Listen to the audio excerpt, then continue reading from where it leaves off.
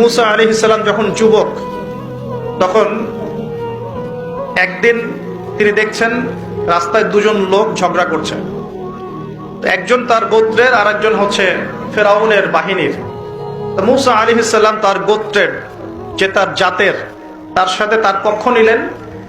তো কোরআন বলছে যে সেই এক ঘুষিতেই সেই ব্যক্তি মারা গেছে।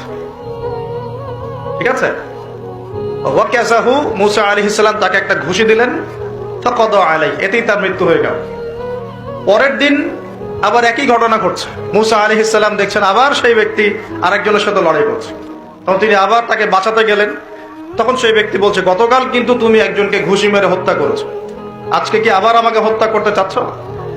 তখন এক ব্যক্তি খবর নিয়ে আসলো, মুসা এখান থেকে পালাও, কারণ ফেরাউনের বাহিনী তোমাকে ধরতে আসছে, কারণ তারা মনে করে তুমি একজনকে হত্যা করেছো। তখন মুসা আলাইহিস সালাম মিশর থেকে চলে গেলেন, হিজরত করলেন।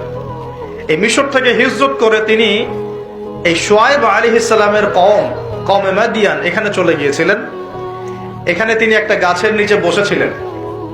বসে তিনি দেখলেন যে কিছু মানুষ গবাদি পশুদেরকে পানি পান করাচ্ছে, আর দূরে দুটো মেয়ে দাঁড়িয়ে আছে। তো মুসা আলাইহিস সালাম তাদেরকে গিয়ে বললেন, আপনারা দাঁড়িয়ে আছেন কেন? তখন সেই দুটো মেয়ে মুসা আলাইহিস সালামকে বললেন যে আমরা দুর্বল, যতক্ষণ না তারা তাদের পশুদেরকে পানি পান করিয়ে চলে যাচ্ছে ততক্ষণ পর্যন্ত আমরা পানি পান করাতে পারি না। তখন মুসা আলাইহিস সালাম, তিনি শক্তিশালী ছিলেন, বিশ্বস্ত ছিলেন, তিনি তাদের হয়ে পশুদেরকে পানি পান করালেন।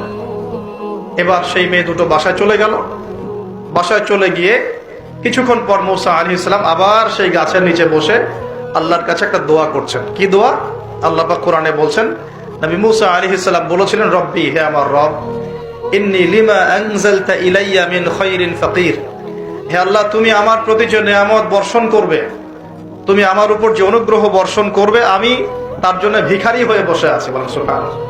কারণ এখন মুসা আলাইহিস সালাম ফেরারি মানুষ, মিশর থেকে চলে আসছেন, না এখানে আছে খাবার, না আছে বস্ত্র, না আছে বাসস্থান, না আছে কোনো আত্মীয় স্বজন, একাকী।